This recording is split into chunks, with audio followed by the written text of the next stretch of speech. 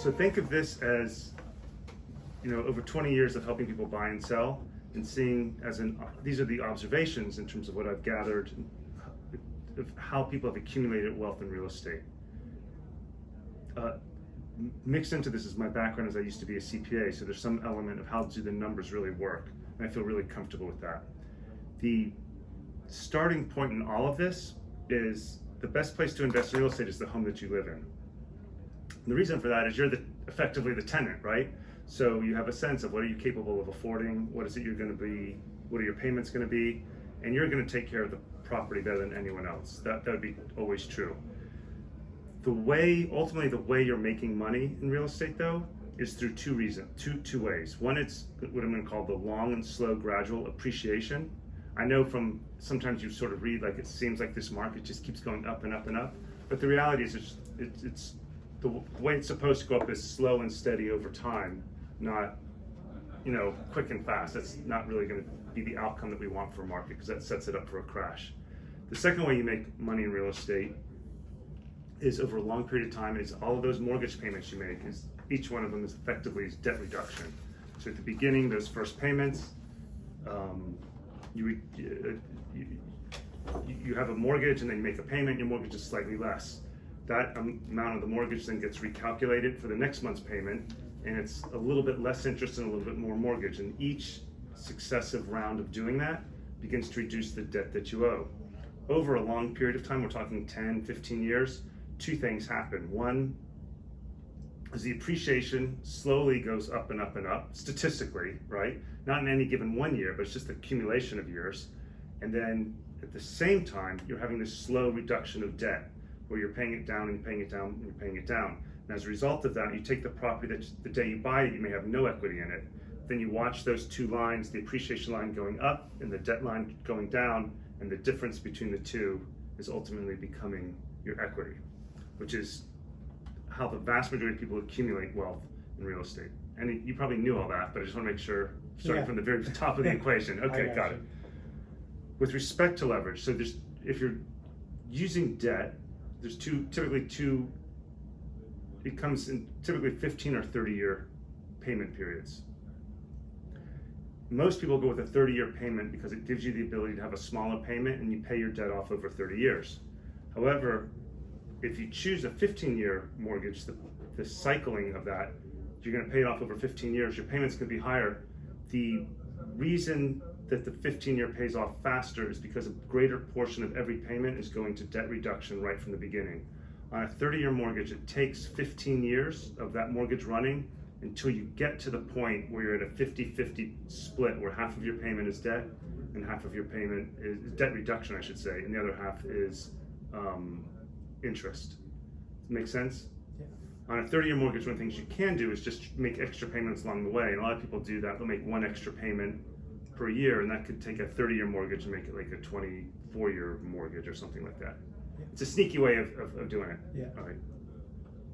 I know you're more interested in the actual rental element of that, so we're getting to that. But to not understand that living the home, that most people are making their fortune in real estate by living in the home, to not point that out, I think would be missing sort of one of the most relevant things.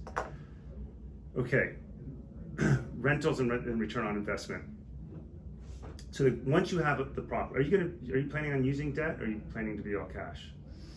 It depends. I don't have a certain thing that I have in mind to buy right now. Okay. I'm just trying to learn as much as I can, so I have the education, so I can gain the experience. Okay. In the event that you choose a mortgage, and it's a fixed rate mortgage, which I highly recommend, and a lot of lenders, some lenders will tell you that all the reasons why a 7-year mortgage makes more sense. It has an arm. And everyone's entitled to their opinion, and mathematically they can prove their way right, and mathematically you can prove the other way right. It's really just what you're most comfortable with. I always like to take the most conservative position, meaning like I don't care what interest rates do at any point in time, I know my payment is fixed. Mm-hmm. So with either the 15 or the 30-year mortgage, the payment's fixed. At the same time, over a long period of time, the same way there's gradual appreciation in real estate, there's also a gradual increase in rents. It's not like they go up that much in any 1 year, but all of a sudden you start raising them every year, $50 here, $100 there, and all of a sudden what you begin finding is that your mortgage payment stayed steady. It never went up, at least the principal and interest part of it never went up, but the rent that you're receiving is gradually growing over time. Again, in the first couple of years, it doesn't seem like a whole lot, but all of a sudden 5, 10, 15 years later, the difference between those two can actually be meaningful.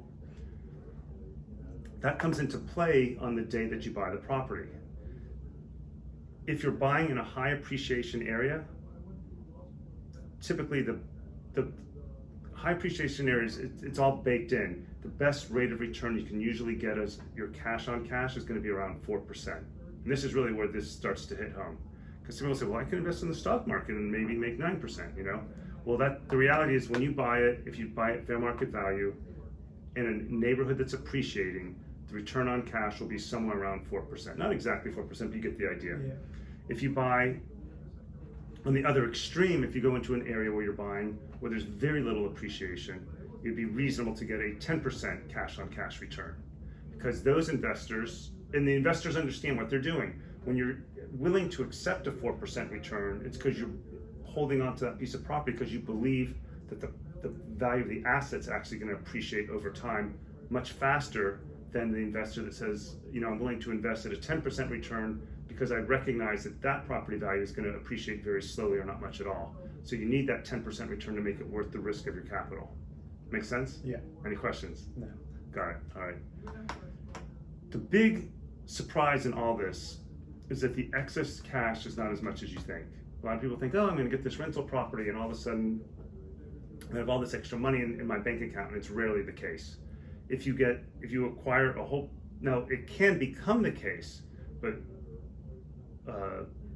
for example, if you own one property and let's say, you know, it's generating $1,000 a month, so it's great. So you get $1,000, you get $1,000, you get $1,000, and it's slowly building up, and then all of a sudden something's going to happen. It's a guarantee. Something's going to happen that's going to sort of take back some of that $1,000 away from you, and then you may have a month or 2 months where it's vacant. So all of a sudden you're paying out, but you're not receiving in. And one of the biggest things that I think is important to know going into this is that the cash flow you're expecting to get may not be as great as you think in the beginning, but over time, if you accumulate enough properties and you get those debts paid down, then over a long period of time, when you start looking out 30 years, that's when it really begins to snowball on itself. Make sense? Yeah. Okay. Anything to add to that or any questions? Can you go a little bit more why 30 years it would take for it to start snowballing? Because in 30 years, that's when you have paid off the mortgage entirely. Oh, so that's okay. Yes. So okay. So as long as the mortgage is sitting out there, yeah, you're a big part, you know, whatever rent you're receiving, a big part of it is just going to service the debt. Gotcha. So No it's matter not how you look at it. mortgage. So once it's cash, once you have no mortgage on it, for example, we bought, a good example is my wife and I bought a property in Foggy Bottom. We bought it for $80,000. And the rent coming in and the mortgage that we had to pay, and we did a 15-year mortgage that we had to pay, there was no money, right? Yeah. And for 15 years, you know, the rents went up a little, you know, we were able to increase the rents, and so we had maybe a little bit of money, but then the dishwasher broke, you know, so the money was gone. And then the tenant left, and we needed to get a new tenant, and I actually used a different agent than myself to get the tenant, so I had to pay the agent's commissions, right? So along the way, almost no money really accumulated in that account. I mean, maybe $5,000 over several years. So we're not talking any meaningful amount of money. However, remember the key word was a 15-year mortgage. So now it's generating $1,000 a month, pretty much every month. And so now that's really nice. Now, to the extent, if we had been smart and we had bought several of these, then you multiply $1,000 a month times 3 or 4 or 5, and it actually becomes a meaningful number per month. Yeah. However, I said there's 2 ways that you make money in real estate. So guess what that property is worth today? A lot more. A lot more. Yeah. It's almost 2.5 times more. So Yeah. I mean, according, you know, I don't track it that much because it's not that big a deal. I mean, I'm not ready to sell it. Yeah. But according, you know, I get the emails like everyone else gets the emails. You can sell your property now for $220,000. We paid $80 for it. Yeah. So that's 80 seems like a good number. 80 is a good number. Just to be super clear, I was super scared, thought I was overpaying, wasn't sure what I got myself into, and the true story is when since I was buying numbers more than buying a property, an agent said, "I have a deal for you, Ron. Do you want to buy it?" And I said yes, and she just put the paperwork right under my nose right then. And I just bought the property based on numbers, sight unseen. And I said, "Can I see the property? Is that okay?" So of course she let us in. So my wife, Winnie, came with us to see it. And I looked and I was like, "Oh, this place is horrible." I mean, it was a student near a university, which is a good place. There was horrible wallpaper. The carpet was dirty. I mean, it's all kind of things that just needed fixed up. And I had this awful pit in my stomach. And I'm really thinking, "Oh my gosh, what do I do? How do I tell this person I don't want to buy it anymore?" Yeah. And my wife said, "I love it. We'll take it."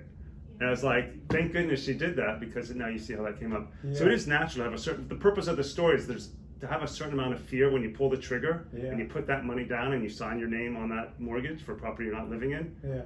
When there's a lot of unknowns and risk, it's normal to have. Scary. Yeah, it's cold feet can set in. Fortunately, my wife's wisdom prevailed and we went forward with it and it worked out really well. So when you first signed it, did you go and try to fix up the place? Did you invest a lot of money to like fix it up? So in that particular house, what we did is we were buying from original owner, but it happened to be right near George Washington University, which has a historical undersupply of housing for students there. So the reality was, as soon as we put it on the market, as soon as the person had moved out and we started renting it, it was like it rented so fast we couldn't even fix it up. And that has been the case with it for 15 years. Oh wow. Like I don't think it's ever been vacant more than a day or two. And every time I go and I think, gosh, I need to fix this, I need to fix this, I need to fix this, and someone walks in and says, "It's perfect, we'll take it." And I'm like, I mean, it's safe, and it's clean, but it's cosmetically, there's some things I'd like to, redo the entire kitchen, but we just never get a chance to do it. So every time something breaks, obviously we have to replace it and we upgrade it a little bit. But did Winnie know that when she went into it, or was that just kind of luck? That you just knew that those so many people that needed housing? We knew, I mean, that's why I signed, that's what caused me to go down this road, is I was very aware that in the same way you've been talking about a market near a university, markets near universities can be very good in that respect, specifically if you are looking at the smaller units, like efficiencies. And when you look at the reason efficiencies make the most sense for sort of the entry-level rental is because the cost, what you're paying and what you're getting in rent, there's a disconnect between an efficiency and a one-bedroom. Because for a one-bedroom, you might be getting a little bit more in rent. You will be getting a little bit more in rent because it's a one-bedroom, but the amount more that you're paying to get that property seems to be substantial. Where if you buy an efficiency, you're getting that property at a far lower price, yet the rent that you're receiving is pretty close to one. It might not be as much as a one-bedroom, but it's pretty close to it. So when you actually run the calculation of your return on investment, you do better on an efficiency than you do on a one-bedroom. However, the flip side of it, the one-bedroom will, over a long period of time, probably appreciate more. So with real estate, it's always a seesaw. You're going to get a rate of return, or you're going to get better appreciation. Really hard to get both at the same time. Gotcha. That answered those questions. Yeah. Got it. Okay. There's certain expenses that you just need to always sort of understand are going to keep. They just repeat themselves over and over and over again. So when a tenant leaves, getting it cleaned. Sometimes you need to get it painted. So, appliances will break over time, and just the basic upkeep. Especially if you're looking at a single-family home, where upkeep, with gutters and roofs and HVAC systems, where the upkeep could be much more expensive. The one of the sort of hidden costs is if you have to repaint a property. Some homes are just really simple, easy boxes, and painting is more streamlined. And some people have beautiful homes with vaulted ceilings and all kind of, neat architecture, which to live in would be awesome. But every time you go paint it, it's like double the price because the charge for painting those homes can just be so much more. So painting is one of those costs that will sneak up on you and be far more than you think. You want to be careful of it. Yeah. Whenever you put the property up for rent, typically the rental agent, whoever's you're hiring to lease it for you, you can do it yourself. There's nothing stopping you from doing that. Yeah. But if I just want to my philosophy is just outsource everything. The going rate for that is 1 month's rent, just so you know. So all of a sudden, instead of 12, when you start doing the math, you can see when I said that you don't have as much cash at the end of the year as you think. Yeah. That's where it starts. Little things Start adding up. Yeah. types of houses. So co-ops or condos. Those are where you're going to get your 1 bedrooms and your efficiencies. You do need to be somewhat aware of the rules. Like some condominiums or co-ops won't allow rentals, and others are fine with it. Like you'll know that when you actually buy it, you'll get condominium documents. Typically, you just want to work with an agent that already has some extent of what makes sense there. You know, where are the good rental properties to begin with? Like in Foggy Bottom, and we have that. We know what those buildings are. We know what those addresses are. That's an area we just have that pretty much wired. Townhouses making sort of the next thing, the next good investment, because the maintenance on a townhouse isn't going to be nearly as involved, right? I mean, it's smaller roof lines when you have to replace the roof. It's smaller and less expensive air conditioning. So, I mean, over time, these things do need replacing. So all your replacement costs are going to be a little bit lower. Townhouses will appreciate typically faster than a condominium or co-op. And you're going to get a little bit more rent for a townhouse than you are going to get for those as well. And then obviously if you do a detached house, those are going to have your greatest level of appreciation, but with respect to upkeep, your costs involved in managing this is going to be much higher. What's a detached house? Like a single family home, a home that has not attached to any other homes. Oh, okay. Think of it that way. Gotcha. Yeah. Any questions about any of that? No. All right. Geographic areas. This is where you begin to sort of, what you'll find ultimately is you're going to start having a niche. It's an area that you're really good at. And the niches, in theory, should be a geographic area that you like that's combined with the type of house that you like. So for example, hypothetically, you may say my geographic area is near university, specifically George Mason, and within that, my niche is to find efficiency condominiums, right? Yeah. And then all of a sudden, what happens is you begin to get a really good intuitive sense of what the market is for those rentals and how much, what's a good deal when it's time to buy. Because ultimately, if you're just buying one, it's just buy it and be done. What's the big deal? But if you're going to really try to accumulate a large amount of wealth over time, in theory, you'll be buying a whole bunch of these, right? Yeah. And then with each successive one that you buy, you're going to have more intuitive, this one rents better than this one. Yeah. This building, the washer and dryers are in the units, where this dryer, they're on the floor, where this building, they're on the floor, and this building, they're in the basement. Guess what I found out? If it's, I can get $100 more per month for washer and dryer in unit, and those people tend to stay longer, versus if it's in the basement, the turnover tends to be Higher. much higher because it's just attracting, just Yeah. the nature of what who's living in and what they want. With respect to city versus suburbs, the city's gonna always be easier to rent because there's more demand and the prices are always gonna be higher. And you're gonna typically find that you're gonna be looking at those 4% rate of returns. If the further out of the suburbs you go, then you're gonna find it could take a little bit longer to rent. However, the rate of return you get should be a little bit higher, but there'd be typically a little bit less appreciation. Now you see how these things are starting to dovetail together, Mm-hmm. right? Mm-hmm. Near a university, you're gonna probably have the lowest, you're gonna probably have your highest occupancy rates, because you're gonna just find that there's typically somewhere between May, June, and July, there's just a swarm of people coming in.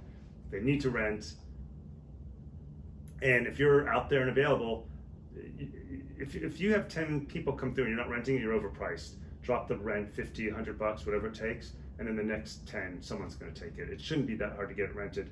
Yeah. The nice thing about universities typically is mom and dad are paying, not always, but in many cases, especially if you're in a private university, mom and dad are paying Mm-hmm. that rent to you. So it can be helpful. Where we are, we're at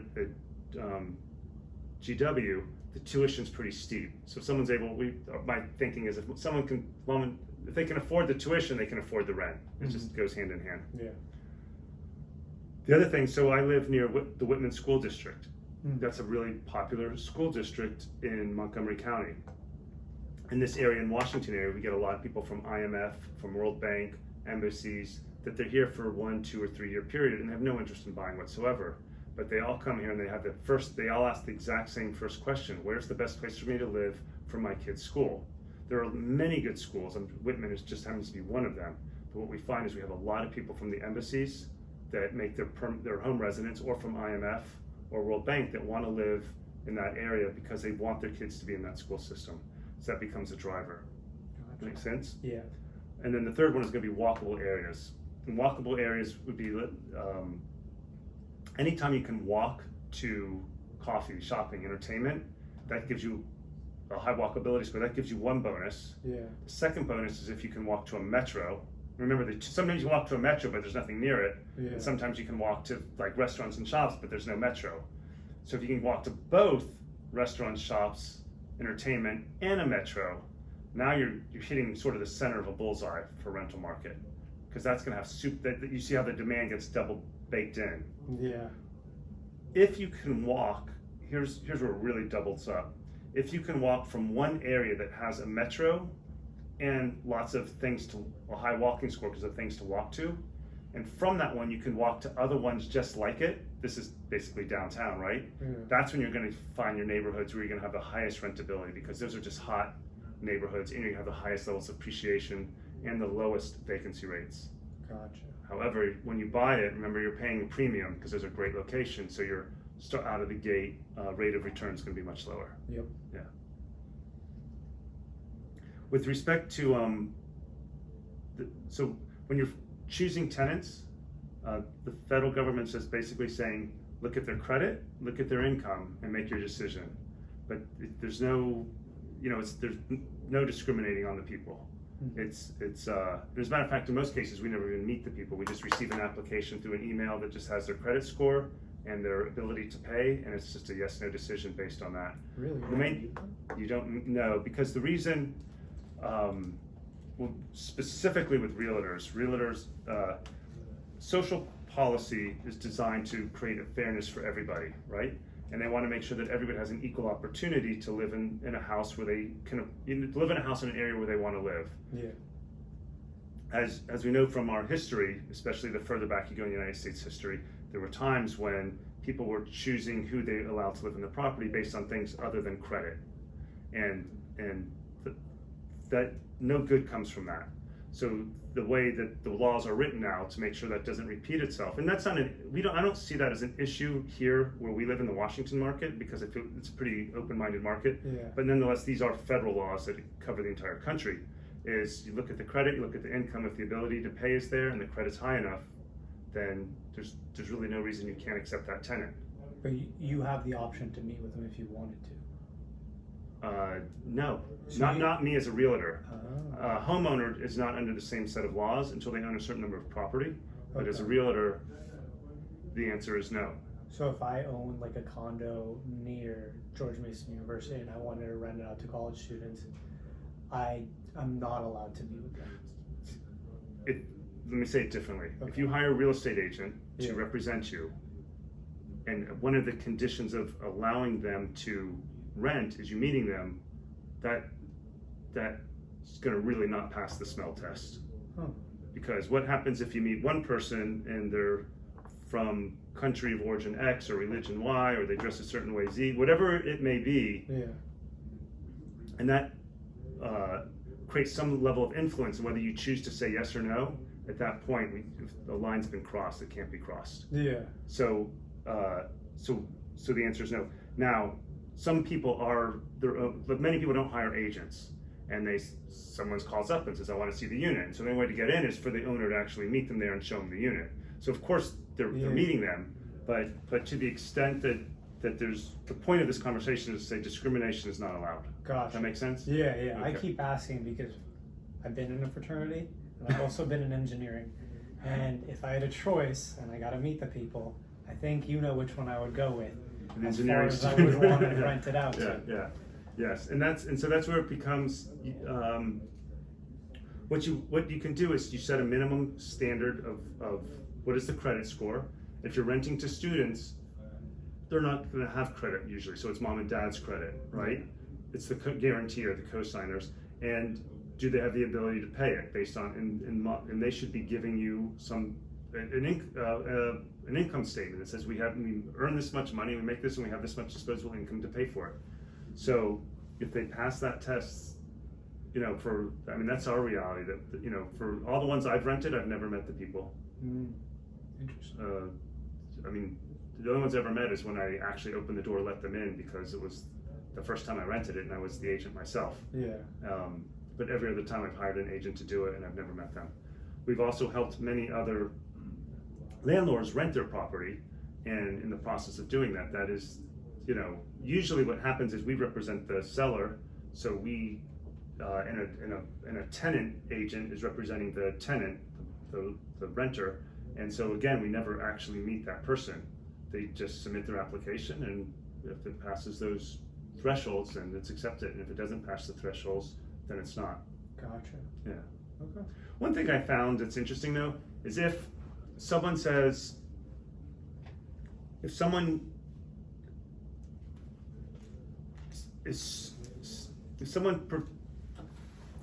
they want to pay full price or more and they want to move in the next day, there could be something's happening. Yeah. Right? Something. Yeah. Be careful on that. Those are the ones where you really want to check the credit. And it doesn't. Oh, our credit's fine. Check the credit. Like if because there's just a pattern that I've noticed when someone seems a little too eager to pay and a little too eager to get in. Yeah. It goes against the natural law of fair negotiations. Someone wants something, they still want to protect them. You know what I'm saying? Yeah. They're too eager to give up all their negotiating positions. Yeah. And they want to move in right away, which seems tempting. And I found sometimes on those the credit scores don't appear to be as strong as we had hoped. It seems a little too good to be true. It seems too good to be true. Yeah. Yes. So you'd want to keep an eye on that. Okay. So hopefully you will make lots of money, and you'll have to pay taxes and work with the IRS, right? Of course. Yeah, of course. So there's a couple things you can do. First off, let's say you buy, like I could take the property that we own that's appreciated now from $80,000 to $200,000. If I was to sell it, I have to pay capital gains tax on that. However, I could choose to do what's called a 1031 exchange. The 1031, it's also called a Starker exchange. And what it's basically saying is the IRS will allow me to sell this property, tax deferred, and take the proceeds from the sale and use them to buy my next property. It has to be a rental property for rental property, right? And the whole idea is that whatever taxes I owe, I still owe them, but I don't have to pay them now. I get to move all of that money into the next property, and that tax liability just carries with it. So at some point I have to pay the IRS. Mm-hmm. However, it's deferred, so it gives you more purchasing power on the next one, because all you're doing is trading up in theory. So you're allowed to do that. It's a great way. In the event that, say, you buy an efficiency, and then one day you say, I'm done with efficiencies. I want a 4-unit, or I want just a bigger house, and just something like that. You could sell all 3 of them as a tax deferred exchange, pay no taxes at that time, and use all that money to buy the bigger unit. And then when you sell the bigger unit, you would then pay the taxes. Mm-hmm. Unless there's one other angle.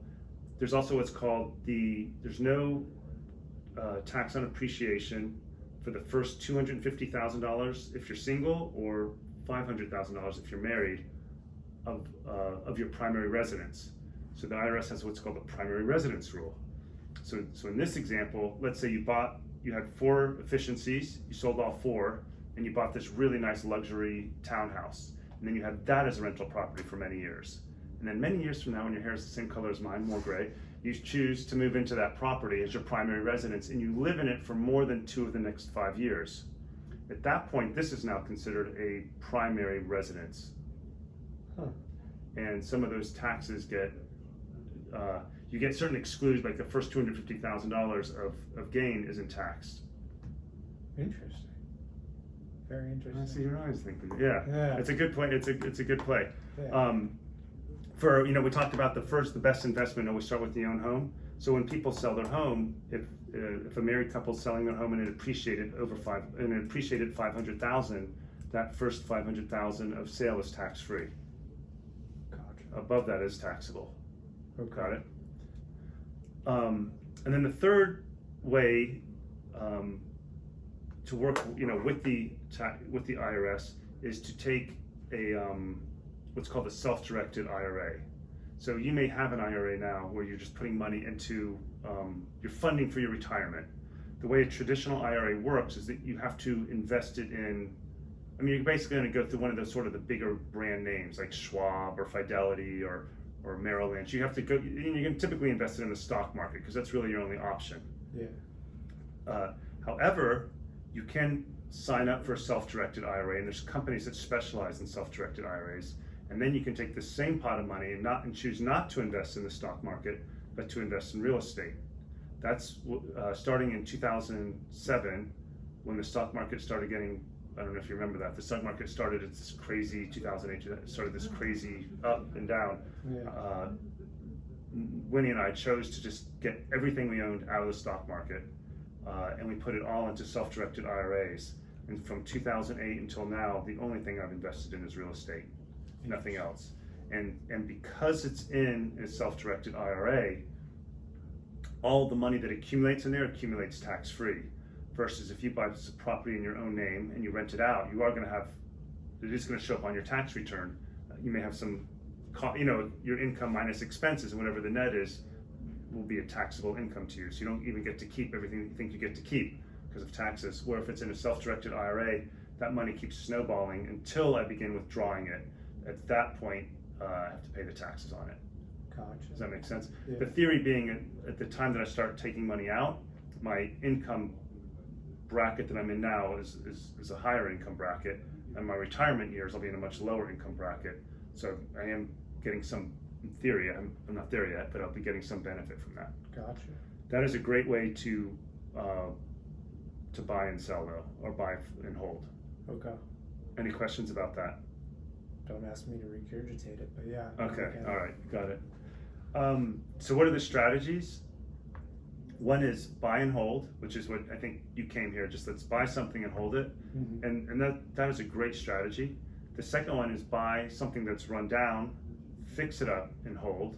And then you get a little bit more, you get a little equity kicker from the beginning, right? Yeah. So that 4% that we talked about for if you just bought it at full retail, you may be able to juice it up to 5% because you got a little bit better, you spent less money all in because you bought it in a below average state and fixed it up. Yeah. The next one is to buy, fix, and flip. That's what I'm most involved in actually, is where you actually buy the property, renovate it, and resell it. And the third is lending, where you basically say, you know what, I have no time for all of this real estate nonsense, but there's people out there that are really good at buy, fixing, and flipping, and they need money, and I'm going to work with them as a lender. That's sort of like the hidden thing that most people don't know about, but it's a great way to invest in real estate, to receive the real estate profits off other people's activities, especially if a lot of people that are doing that through their self-directed IRAs.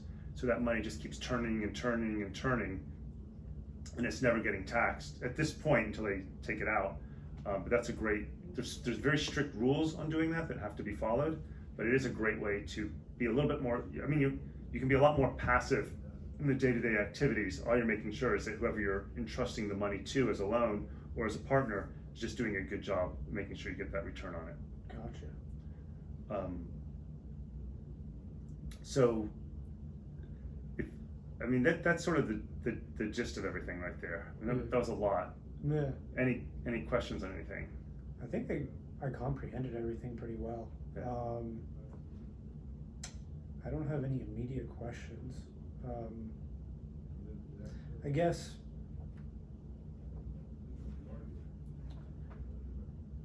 let's say I don't have the money right now. I'm Right. gonna have the money, let's say, a year from now. Right. Just because I'm gonna be living at home, I'm gonna be able to save it up. So, like, in the meanwhile, what can I do for the next year? I know there's a website, I keep forgetting the name of it, that I used to go to look at places that were for sale. But I guess just keep an eye out on something that that looks interesting to me. Is that Sure, kind a of couple where- of things. Did you serve in the military? No. Okay. So here's a couple things.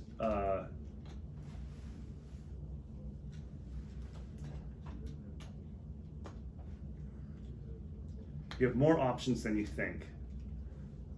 Lending trends are like a pendulum. We had a meltdown, and they make so you can't borrow money at all. And then it's like then they forget and they loosen up the criteria, and it just goes back and forth. And real estate prices and real estate markets go on the same pendulum as well. Right now, the pendulum in real estate lending is becoming more and more lax, making it easier and easier to get a loan. If you buy a property that you're going to live in, you're going to get what's called an owner-occupied interest rate. Interest rates are below 4% right now, which is insanely low. They've been that way for several years, so people are getting used to it. But the reality is, if you look at if you go all the way back to 1972, this 4% is highly unusual, not likely to last, and it's the greatest gift a borrower can give themselves is borrowing money at 4%. Because the typical rate that people are going to borrow money at is closer to 6, 7, or 8%. Those are just called normal, right? It's just this fluke right now that we're sitting at 4%. It is expected that we'll be that way the remainder of this year, but at some point it's going to go 5%, 6%, 7%. I mean, the likelihood that it's going down from here is pretty close to nil. The likelihood that it's going up from here is extremely high. I don't think it's going up in the next several months or even this year, but inevitably it's going to go that way. Knowing that that is a market, so you're timing two markets, the cost of buying and the cost of money. The cost of money, oddly enough, is more expensive than the cost of the house. Because remember those interest payments you're paying over 30 years? Those interest payments will actually be more than the house itself when you do a 30-year, more so. To the extent that you want to start doing this, if I were in your shoes, I would talk to a loan officer, and I think we can find you some, and say, I'm looking for the lowest down payment programs that I can possibly get. And those programs may be 5% down or 10% down. As an investor, they're going to say it's 20% down or 30% down. I don't know where that cutoff is because the rules are changing, but somewhere between 20 and 30% is what's needed. But as an owner occupant, it may be closer to 5%. 5% of remember the efficiency I own is worth about 200. 5% of 200 is about $10,000. That should be money based on where you're working and living at home that you should be able to save pretty quickly, yeah. Right? You may already have it for all I know. Now you are able to start setting up a chain of events. Instead of living at home and just buying these as an investor at the higher interest rate, because you can always charge an investor a higher interest rate, the banks are, say, you know what, Mom and Dad, I love living with you, but I'm going to buy my first property and move in. And it may not be the property that you're absolutely in love with as far as a place to live for you, but it may be a property that you think, this is just a really good buy for my financial future. Because this is a property where I think the rentals will remain stable, and I think over time, the property values will go up. And that could choose to be near, near George Mason, in Foggy Bottom area of DC, or any other place that you see fit, maybe even in Arlington, just where a place you see fit. Yeah. All right? The point being is now you got in your first one, you got in at a time when interest rates are below 4%, you got the advantage of owner-occupied interest rates, which are lower, and you're doing exactly where this conversation, I know you didn't like it when I said this, start with, I could tell, but you start with the home you live in, and you just get a feel for home ownership and making payments. It's not like it's that hard to get a feel for it, but like I said, remember when I had to sign the papers to buy that investment, I was a little scared. I'm a realtor. So you're gonna go through, it's called natural. I mean, you're signing notes, promissory notes, I promise to pay, Yeah. And they're big numbers. So you get the first one, you live in it, you get comfortable with it, and what do? Is you start working on accumulating more money. And you start accumulating enough more money to the point that you can say, okay, I'm able to make the leap to property number 2. Now we rent out property number 1, we buy property number 2 as a what? As someone to live in there? As an owner occupant. Yeah. So we're getting the lower interest rate, yeah. Right? And now you know you're covered on this because this is your salaries doing this. Yeah. You know you're covered on this because you've got someone else renting on it. But you're gonna start getting to a point where you say, gosh, if this sat vacant for 3 or 4 months, it's gonna pinch me. Yeah. And that will feel scary, and there's no way around it other than having reserves. Yeah. Okay? The reality is it shouldn't sit vacant for 3 to 4 years, for 3 to 4 months if you did everything right. Yeah. What can happen that will throw you for a loop, and this happened in the Foggy Bottom area, is George Washington University, which had for decades a shortage of housing, built a new dorm. And rents, like literally that overnight went from whatever they were, let's say it was $1,600 a month to $1,400 a month, like that, wow. Right? So if you needed that $200, I can't remember the exact numbers, but you get the point. Yeah. With that $200 is the difference between receiving $100 per month positive or paying $100 a month negative. You understand how when you make that first leap to the next one, Yeah. you do expose yourself to that. Yeah. So how do you protect yourself from that?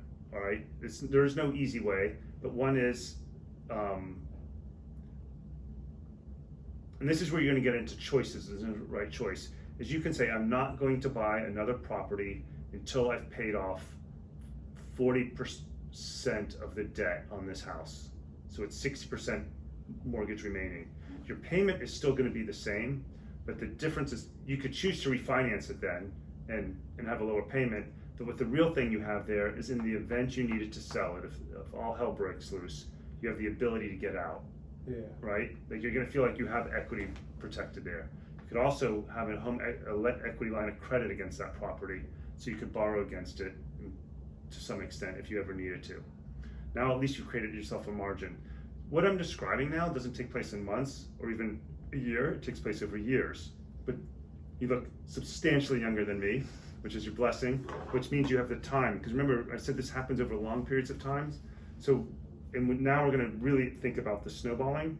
If you buy one today and you live in it, even if you don't particularly want to live there, you get it financially secure, financially situated. You save enough money to buy the next one. And that might be 18 months to 2 years from now. I don't know your salaries, but it will be what it will be, right? So now 18 months to 2 years from now, you own two. You're living in one, and someone else is doing this. What's happening with both of these simultaneously? They're generating money. Not really. But a little bit. Well, almost yeah, none. Yeah. They're almost generating. This one's generating no money because you're paying it because you're the tenant. In the long run, it's got that snowball effect. That once I pay it down. Right. You're making your money. Remember the two ways you're making money? Yeah, from living there. Well, I'm saving money by living there. Here, I want to go back to this. This is why this is so important. Oh, the appreciation. And The then slow I'm paying the debt appreciation. off. Yeah. Right? Remember, it's not fast. It's really slow. Gotcha. Okay? However, in DC, it seems like it's fast. But you have to plan on it being slow. Yeah. Okay? And then the other thing that's happening simultaneously is the debt reduction. right. I'm paying the So now this one, the equity is starting to build up, and now you're starting this one. Now let's fast forward another 18 months. You got another one, hypothetically. But now, right. But what's happening? This one's, you're in a better position with this one because of the slow appreciation and then you paying off the mortgage. And then, it just keeps compounding. Now you understand the snowball. Yeah. If you were to accumulate 10 of these, and remember, and now you have options. Let's say you own this one, this one, and this one. They have a ton of, because you could go through a 4-year period where we get hyperinflation, appreciation, it happens here. Yeah. And then a 3-year period where it doesn't go up much or it goes down a little bit. But let's say all of a sudden you're sitting on a pot of $400,000 in equity.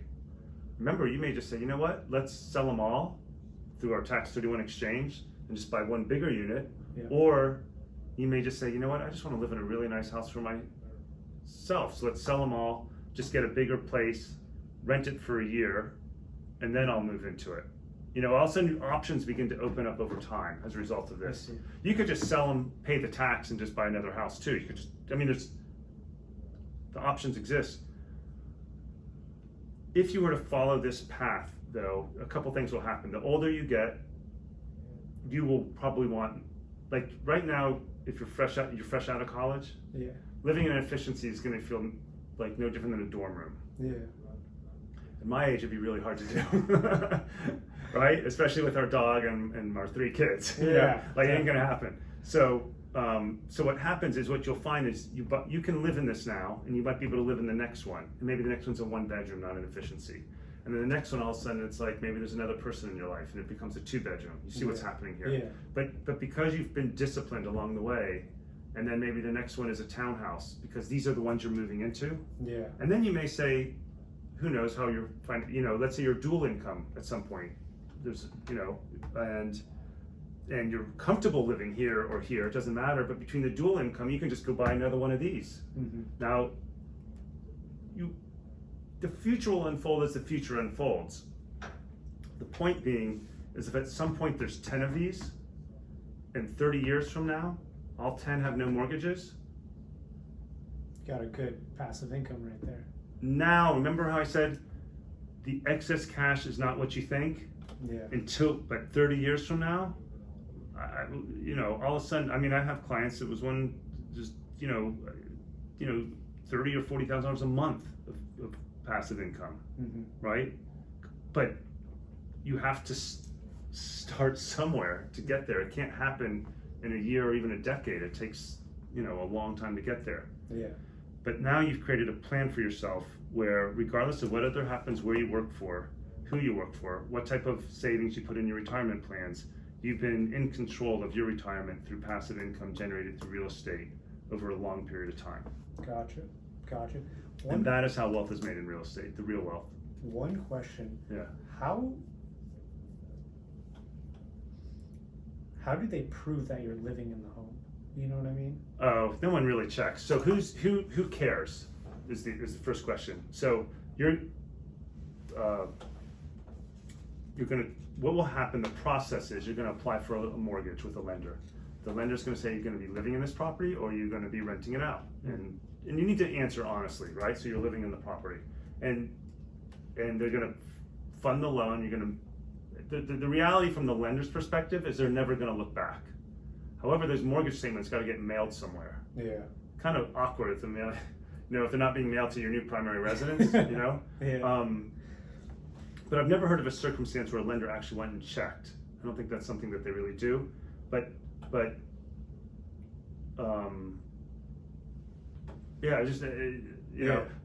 what's important for you to know is you're going to sign a notarized document stating that you're living in it. Yeah. So all of a sudden, in the event that you're not, and the bank wants to come after you for whatever reason because you didn't pay them, etc. Yeah.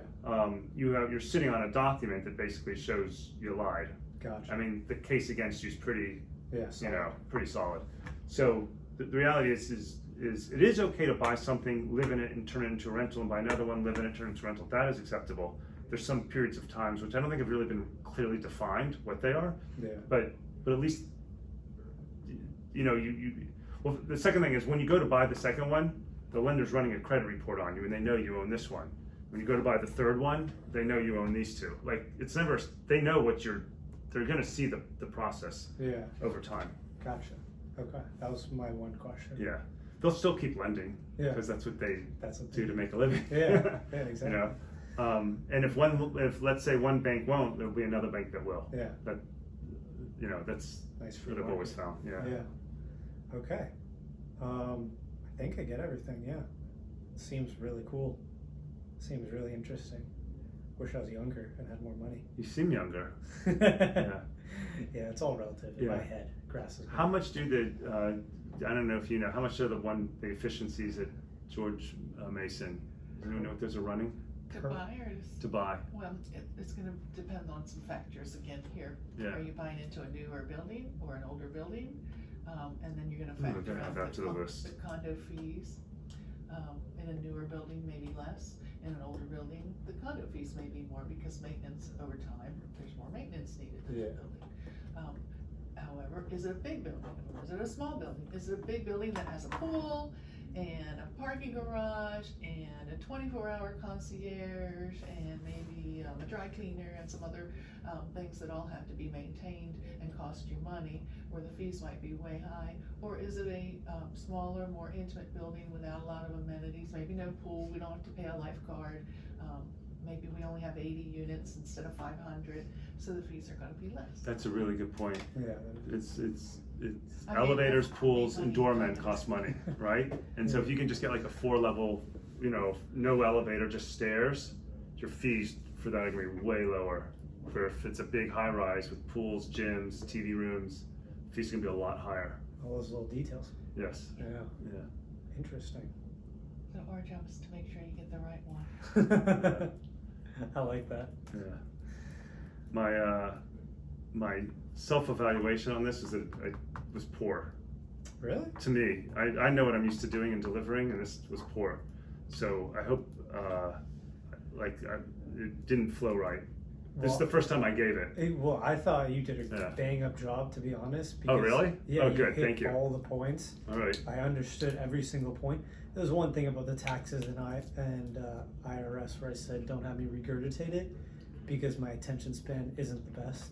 Probably first That's called 20 normal. minutes. Yeah, That's I'm called good to normal. go. And then Yeah. I'm Down just- the road for you, this is linear, so you're starting up here, Yeah. this is years from now. Exactly, but this is the Yeah. most interesting part because I understand the least amount about it, but I find this very fascinating. But yeah, no, you did a bang up job. Oh, Yeah. thank you. All right. Oh, I appreciate that. I feel a lot better then. Okay, it's like, oh, I let Martin down. And we're always here to give a refresh. All right.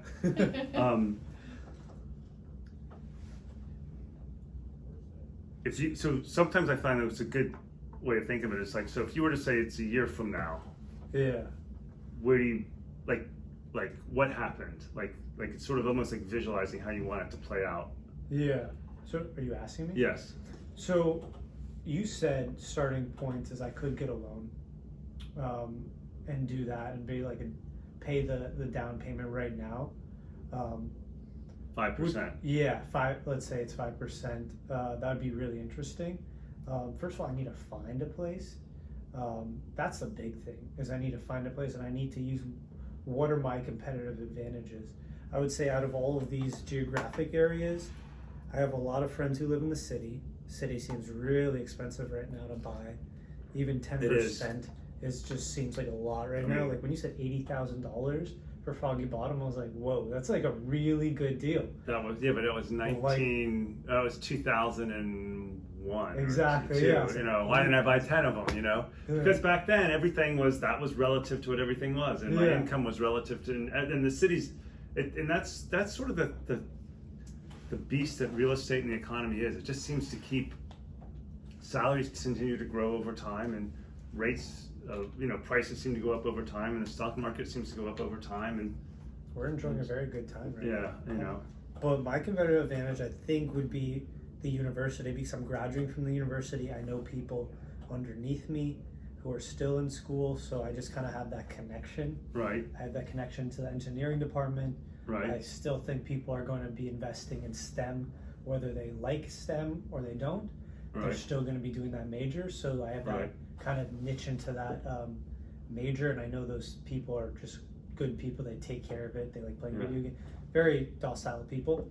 Well, our GW is near the law school. Oh god, Guess who 80% of my tenants have been? law students. Yeah, Yeah. so that's a really good. I mean, I didn't know that. Like, that was Yeah. one of those things that I learned after the fact. yeah. Like, I think the person who helped me buy the unit told me that, but I didn't.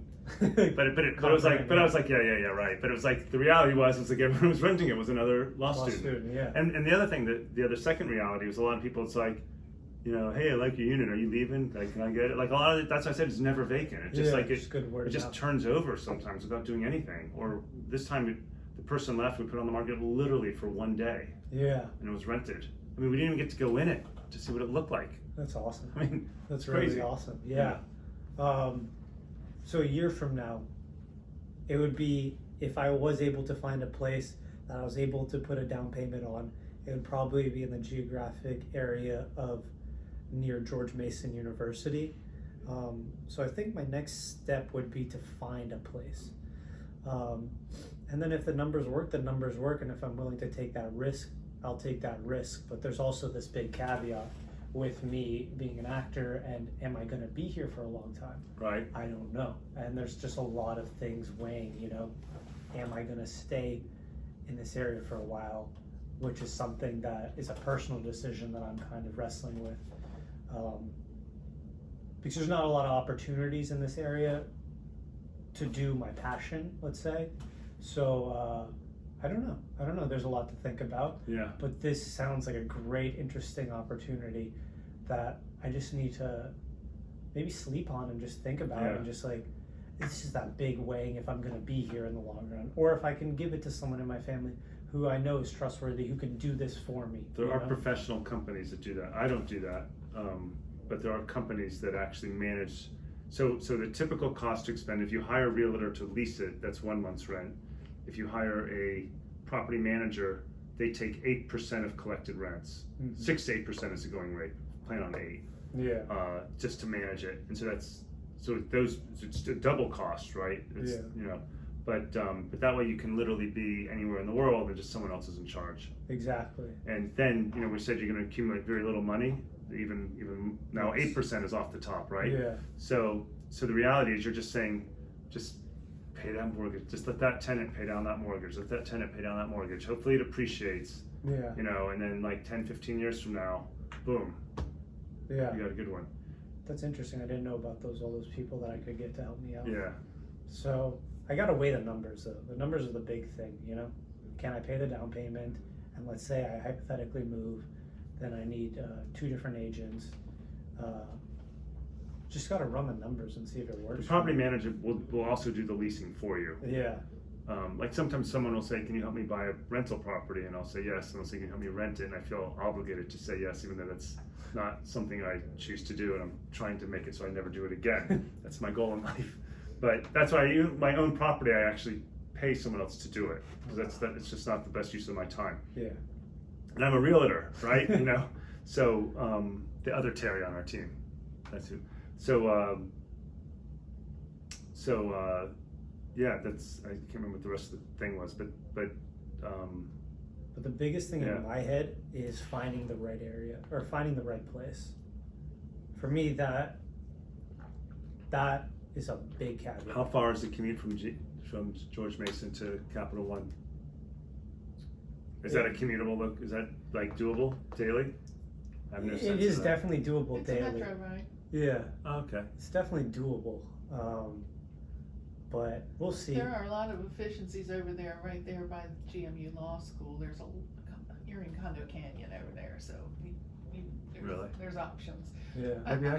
Maybe I should buy one. I mean, actually, if you find, will you please tell? I'm not going to probably be part of your journey would be more with Terry than with me. Yeah. But if you find like, Ron, you know how you talked about 4%? It's 8% over here. Like, let me know. Well, we can watch You know? things certainly, and, Yeah. and one thing I would recommend is once you start your job and you have an income and a salary that's set and you're enjoying that job and you feel like you're pretty secure in that salary, you should get yourself pre-qualified. It doesn't cost anything. You're gonna talk to a lender on the phone and just say, how much could I buy on this salary? Yeah. And just get a number in your mind so you know what your borrowing power is. And because, we can start looking at condos today, but you have A, B, and C class buildings. What are you gonna buy into? You don't know yet. You're probably not gonna buy into they're building a brand new luxury condo building in Roslyn. The price is go up to $3 million. You're not gonna buy an efficiency for $1 million as a new investor, but maybe in one of the smaller, lower buildings, and you can still buy into a luxury building that doesn't have so many amenities for a much lower price and get a better rate of return. Gotcha. Does that make sense? Yeah, no, it Okay. completely makes sense. That's definitely the So- first step I would want to do is get pre-qualified. Right now, you don't even know what to look at, Yeah. right? Yeah. Play on Zillow too. Yeah, Zillow I think was the website that I was referring to earlier. Yeah. Yeah. Because I just Zillow. like going on there and just looking at things. Yeah. But yeah, no, I definitely want to get pre-qualified. That's definitely the first thing. Yes. Forgot to bring that up. Yes. And that doesn't mean you're gonna spend No, it all just that, gives me more constraints. more knowledge to Yeah. what you could do. Yeah, exactly. Yeah, that's definitely a good point. What is in Maryland and DC? I tell people if they buy a property, to plan on 3% closing costs. For About the Virginia, same. it's going to be 3% However, because the transfer tax is a little bit less Listen here. to this, and I didn't write it down. Prosperity upstairs, we have a lender right here in the building, but it's not necessarily one I'd recommend, but I'm mentioning this because the other day during their weekly presentation, they said, we're giving first-time buyers some kind of a $10,000 rebate if you meet certain criteria. So either they're paying your closing costs for you or they're giving you some kind of rebate, I'm not sure. But a lot of lenders are offering incentives, come with us, we'll give you this, that, or the other thing. So in addition to getting pre-qualified, you're gonna shop around to see who's so gonna. the better incentives. Yes, Interesting. exactly. Yeah. So much knowledge in this room. Wow. Yes. This is just the tip of the iceberg. I haven't seen a house yet. Right. That's But awesome. it's good to do your research up front because you don't wanna just go blindly into a place until Yeah. you really know. No, for sure. Right. You For really sure. need to check out the neighborhood, and Yeah, there's a lot that goes into it. there's a lot of little nuances that'll come into play as we get further down the road. Exactly. Yeah. Well, that's kind of where I imagine me from a year from now. Honestly, 2 months from now, I'm just hoping to have much more knowledge, be pre-qualified, so I know what my constraints are, Mm-hmm. and then from there, just look around, and when I feel right about a place, make a move if that's what I want to do at the time. Perfect. Yeah. Good. And I always tell people this, if you're out and about and you see something you like, call me up, send me a text, send me an email, say, what do you know about this building? And We I'll can give you research my it, 2 yeah. cents, or find out for you. Yeah. And if you were renting, you'd be paying $1,600 a month in rent right now. Right. And so I would say you should just be focusing on, plus more just for like eating out and all the other things that come with it. So you should really focus on saving it. I mean, I don't know what you were anticipating doing, but at minimum, trying to save $2,000 a month for this. And you could probably stretch that. Living at home, I mean, this is sort of that one time in your life where you get the freebie. Yeah. Like, let that cash accumulate, and then boom, and then once you leave, I mean, my daughter left the nest, and all of a sudden she was like, wait, now she's paying rent, and it's like, That sucks. all of a sudden it's like, yeah, your disposable income changes really fast, much harder to save. Yeah. So, but she's having more fun, so, you know, the reality is you do want to enjoy It's give and take. your time, and that's, money is a measure, but the quality of your life is also a measure. And Yeah. it's important to make sure that there's a balance and it makes sense. Exactly. So, Yeah, that's the biggest thing Yeah. I've learned is like that quality of life and what you want to give up. Yeah. So I do have an interesting opportunity right now that I want to capitalize on. yeah. So that's why. Capital I came One out. is good. I mean, Yeah. they seem to pay very well, so you should hopefully. They're an do interesting well. company. I've They're well heard run. that their culture is really great. Oh my you know? gosh, yes. I was invited to, that's just an aside, they had a Women in Tech seminar. Oh, where really? they invited women of all ages to come in and participate in a day-long conference where they had all different classes you could take. So I went over and joined a bunch of 6-year-old girls learning how to code. Oh wow. It was so fun. Yeah, I'm sure. Yeah. When Yeah. I learned how to code in college, we used cards. Right, Really? right. Yeah, you don't even know what I'm talking about. No, I don't know what you're talking about. Right, This but is- the little this- ones today are far in advance of us. There was the memory mechanism was actually a punch card, like a piece of paper that had random holes in That it. you put into And the computer computer. would place these holes where it Oh. would understand if that was a bit or a byte or what that was. Yeah, I And remember so this you had to now. like, it was just a very different world. Yeah. But while I was learning that in 1981 at the University of Texas at Austin, one of my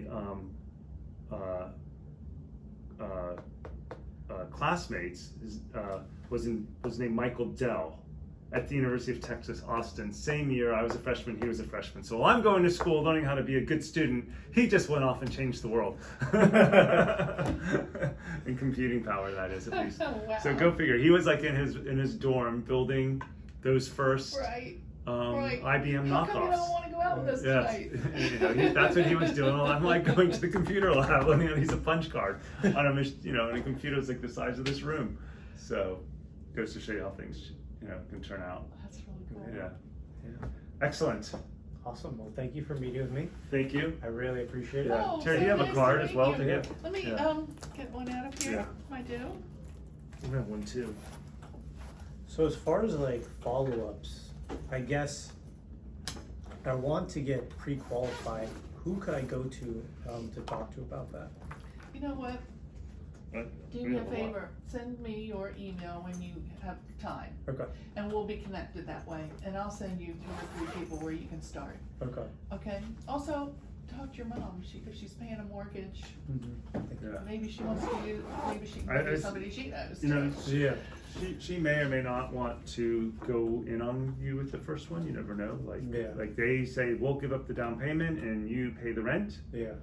There's all kind of things that you can consider, but to the extent you can do it on your own, I think that's best because it just gives you that Yeah. It just keeps it clean and simple. Yeah, I agree. One of the names I'll give you is the gals that work here that are offering that 10K, and so they can tell you more about Yeah. what that is. Interesting.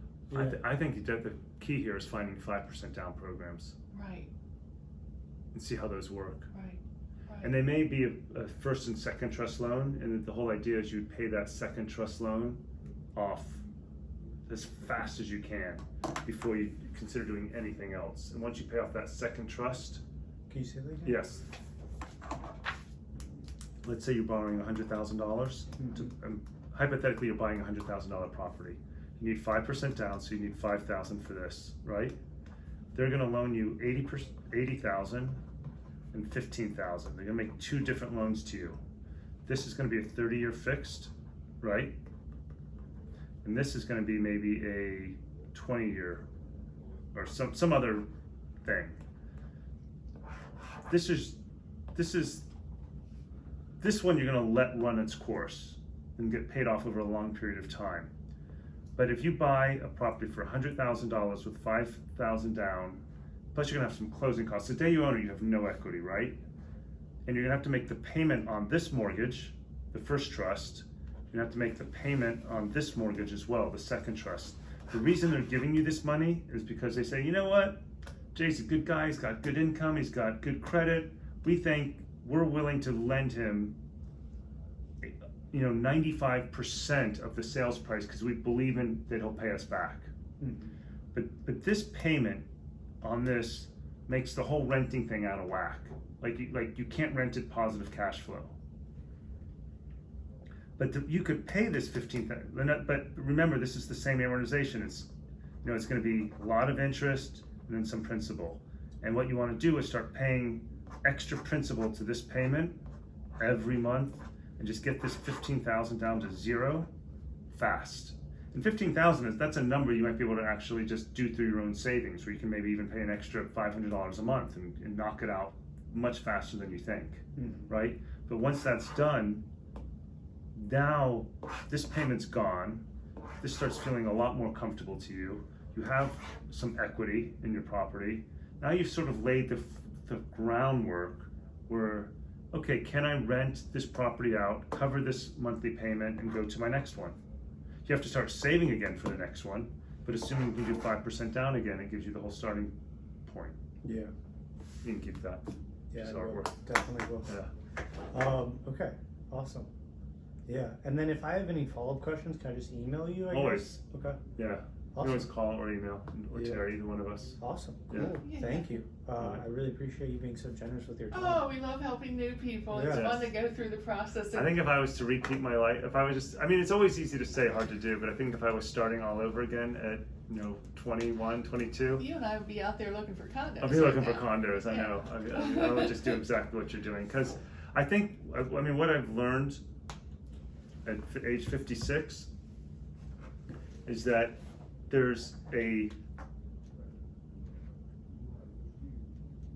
everybody wants all kind of different things out of their life.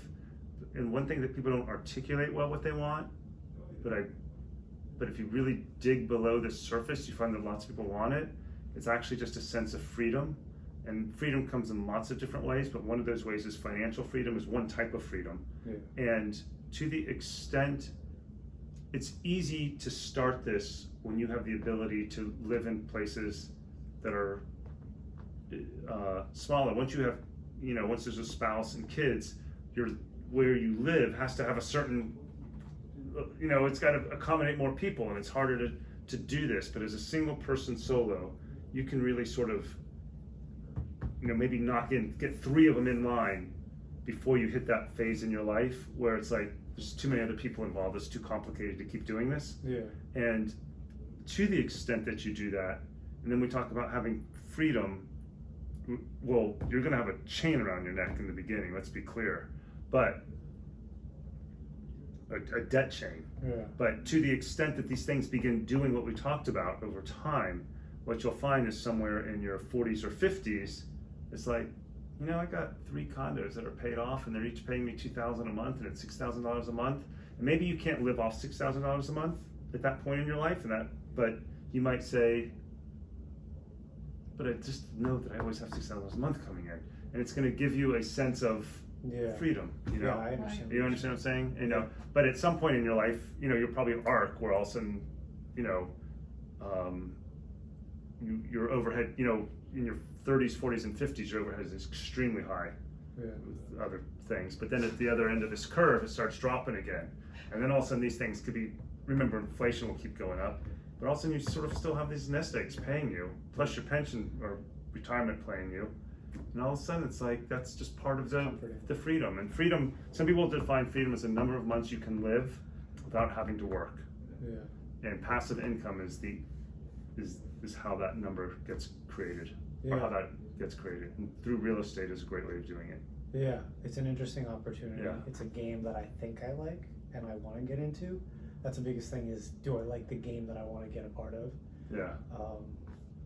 But yeah, I completely agree. Freedom comes in different manners. Yeah. This is like the biggest caveat and the biggest like hurdle that right now is preventing me from doing that is if I get tied up in this, preventing me from other opportunities, because the biggest measure of my freedom is doing a job that I really care about. Right. And the game I'm trying to get into is a crazy game that there's not, Hard like, you one to go to win. school and you get into that game, it's a lot of luck, it's a lot of skill at the same time, but it's where you're given that opportunity and that could come anytime, anywhere, and you can capitalize on that. And I don't want to be tied down to where I can't get into that game, because that is my ultimate measure of freedom.